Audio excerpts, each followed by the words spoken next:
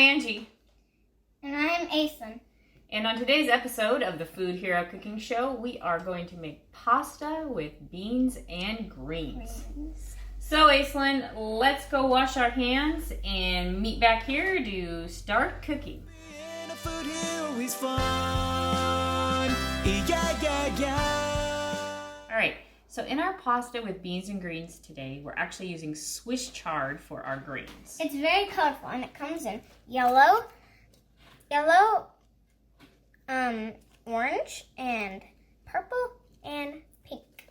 So this is actually called rainbow chard. And Ashley, our camera woman over here, and I visited one of our local farmers yesterday, and Ruth had this beautiful rainbow chard. So we are going to use that in our recipe. Now, I want to say chard is excellent. There's lots of vitamin A in here, vitamin C, you've got some potassium in here, fiber, just so good for you. What we need to do is saute our chard down.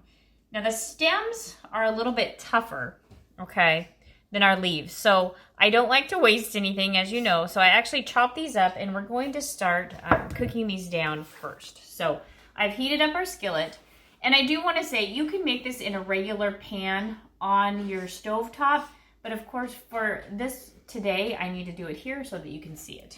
I don't think you want to look at my back the whole time. So we're just going to get a little oil in here. This is olive oil, but you could also use canola oil if you wish. Any sort of oil like that. And I'm going to get these stems in here and let those start cooking down. All right. And then what I've done is I've actually chopped up about 6 cups of chard. Now, if you look at the original recipe for pasta with beans and greens, it calls for frozen spinach. But right now we have lots of greens available, and this is really our preferred way to have the greens in here is from fresh. So I use my favorite chef knife to chop these, but I will say if you're working with kids, one of the things you can do is just take it from the stem. And then Aislinn, I'm just going to have you just kind of demonstrate. You can just tear some of that up with your hands. Okay, and you can just add that to our container. But yeah, kids can definitely just tear with their hands. It's hard to get enough where healthy food is fun. Give them more. So we're going to let this cook and soften for a little bit. And once it's softened a bit, then I'm going to go ahead and I'm going to add some garlic to it. Now, if you're in a hurry, which when I'm in a hurry, I do this, I use garlic powder, which you can put garlic powder in there. It's about 3/4 of a teaspoon, of course, adjust to your family's taste, or about 3 cloves of garlic. So what I've done, I've actually used fresh garlic today, and you could chop this again with the chef knife, or I actually like to use, this is just a zester, and I just rub the garlic clove down the zester, and it really breaks it up nicely. So that's actually one of my favorite little tricks in the kitchen.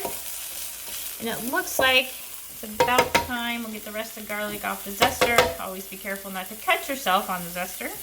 And we'll get the rest of the garlic in there and get that wonderful, wonderful aroma going. And once we've got that started just a little bit, we're going to go ahead and add the greens and get those cooking in there as well.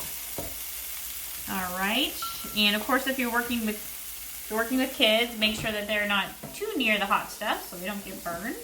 All right, so now we're ready to add the greens. I'm going to go ahead and get those in there. You can see I've chopped those up, and you're going to be amazed, I think, at how much these actually cook down.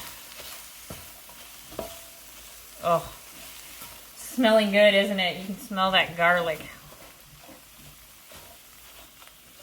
All right, and so before you start cooking your greens down, one of the other things I want to mention is you're going to want to pre-cook your pasta. And I actually used a whole wheat rotini here is what I used. You can see it's a whole wheat rotini. I want to point out something. This is where people get confused. The recipe calls for 8 ounces of dry pasta. And so some people think 8 ounces, okay, that's 1 cup. 8 ounces of dry pasta is not 1 cup. And so just to point out, this whole container is 16 ounces. So if you're using 8 ounces of dry pasta in here, you're going to want to use about half of this. Okay, so half of this box would be 8 ounces, which I already went ahead and cooked, pre-cooked, because we're going to add that once we get everything going. We're going to add that.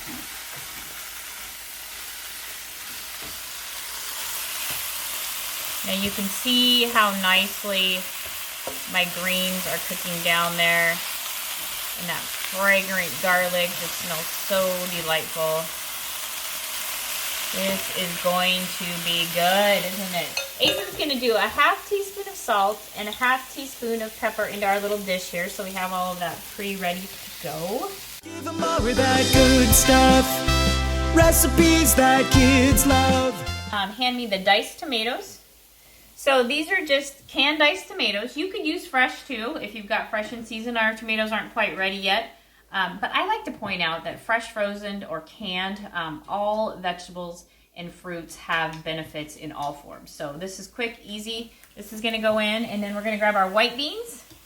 Again, canned, but you could also cook them from dry. Going to get those in there. Very good. Those are beautiful. Okay. And any type of white bean is great in here. If you wanted to use kidney beans, you could do that as well. But good source of protein in our dish. Okay, so Ason's measured the salt and pepper. And then I actually like to add some Italian seasoning. And so we're going to do about a teaspoon of Italian seasoning. And if there's other flavors you like, if you just like oregano, you can add that as well. So go ahead and put that in our spice bowl there. Okay. And then we're going to go ahead and add that in. All right, perfect. Stir that around. And then next goes our pasta. So we're going to put our pasta in there. Right.